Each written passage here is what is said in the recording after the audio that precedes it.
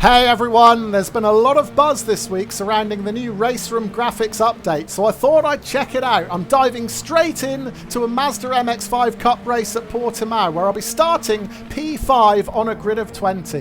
Now the new RaceRoom looks brighter, more colourful and far more vibrant, but what will the racing be like? Let's find out.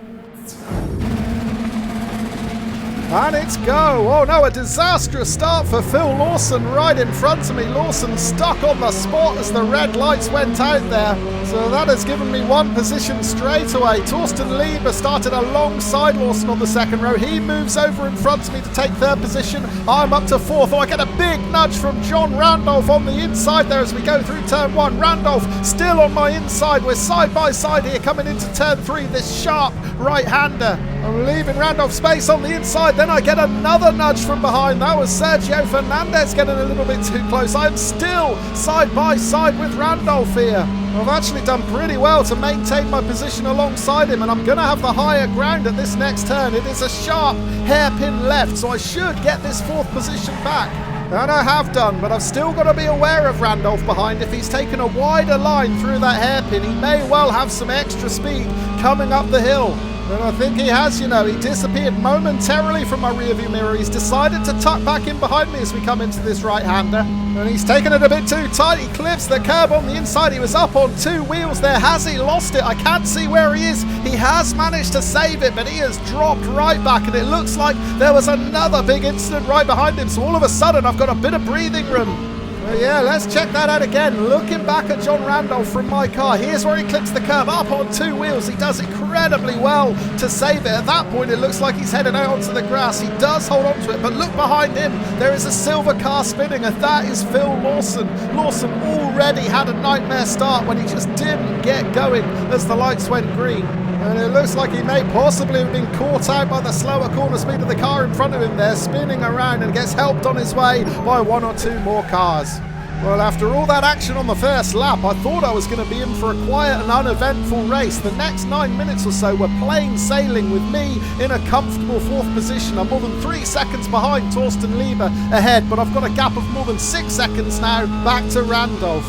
Sadly, it doesn't look like I've got the pace to catch up with Lieber ahead. However, we're going to switch the TV cam on in the hope that he may make a mistake over these final 6 minutes or so. I think that's going to be my only chance of catching him, and my wish is going to come true coming into turn one. He is up on two wheels, even more spectacularly than Randolph was on the opening lap.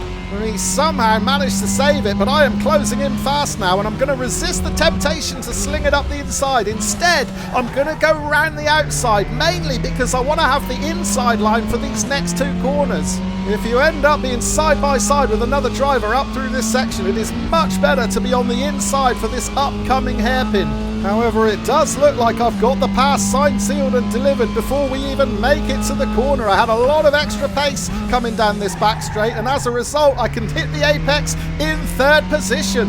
Well, this would be a very unlikely podium if I managed to hold on to it, but I'm certainly not going to get too carried away just yet. There are still 5 minutes of this race to go, and undoubtedly Torsten Lieber is going to be determined to make amends for that mistake at turn one.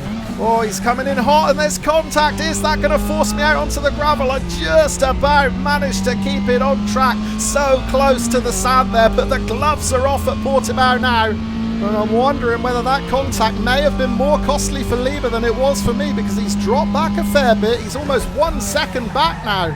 So that is really encouraging. I don't think our race pace is all that different. In the few laps before his mistake at turn one, the gap didn't change that much. It stayed pretty constant around 3 seconds. So this is a great opportunity now. We're going to jump forward to the next lap. I'm managing to maintain that gap, but unfortunately I'm going to make a slight mistake coming into this right-hander. I just get my line wrong. It forces me to drift out a touch wide, and these track limits are really strict in RaceRoom now. You only have to go over the white line on the inside of the curb and you will get penalised. That is exactly what's happened to me. I've been given a slowdown penalty, which I've got to serve within the next 45 seconds or so. This could be critical to the way the race pans out. Currently, I've got a 0.6 of a second advantage over Lieber. Can I spend this slowdown penalty without giving him too much advantage? Well, I tried a slower line through that previous section, but that didn't work, so I'm going to have to coast through this left-hander to try and get rid of it, and I have done, finally. What's the damage? 0.8 of a second still back to Lieber.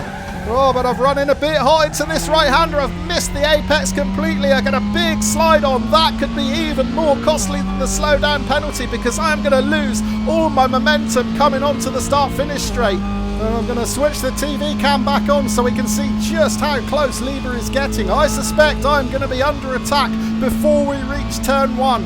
It's such a long straight, this one. What's the gap? It's still 0.4 of a second. So do you know what? I may just be far enough ahead to avoid having Lieber try and move up the inside into this first corner. So I've just got to stay firm here. I don't want to make the same mistake that Lieber did. I've got to avoid that curb on the inside. I managed to, but I wasn't the smoothest through there, and I suspect Lieber may attack again. I think I'm going to go defensive to try and close off the inside line into this sharp right-hander. And with hindsight already, I think that might have been the wrong call. Remember earlier in the race, I said I preferred to be on the other side when you're too wide through this section. Well, now I find myself on the outside, and I am going to be hung out to dry in this upcoming hairpin. Lieber has got the advantage. Lieber on the inside. He is surely going to take this third position back. Can I take a wider entry and try the switchback? Well, I'm going to give it a go. I timed it to perfection. I got a much better drive out of the corner, so I'm going to have a bit more momentum. But once again, I find myself stuck on the outside. The next two corners are right-handers, so I think I'm going to have to yield as Lieber nudges me out onto the curb. No choice but to lift and back off there, but can I use the wider entry as momentum once again to challenge? Well, it doesn't look like I'm going to. Lieber has finally got this third position back. And there's now just 1 minute left on the clock. Can I do anything about this? Well, we're going to get one more lap after this one. I'm hoping that Lieber may go in a little bit hot into this right-hander. He has done. He's out really wide, but still, there's no way through. And if there's even a sniff of a pass up the inside into this left-hander, I am going to have to go for it, but I'm not close enough. So I tuck back in behind Lieber. I am right on his tail, though, so this puts me in a good position going down the start-finish straight for the last time.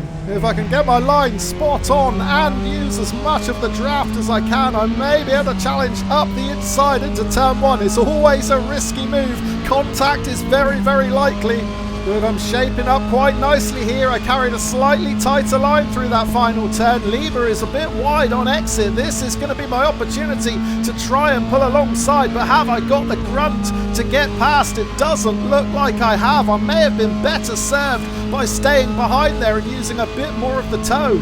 Lieber still with half a car length's advantage. I'm not far enough alongside to make the move up the inside into T1, so I have to back out, and that might be it because I've lost a lot of time into that first corner.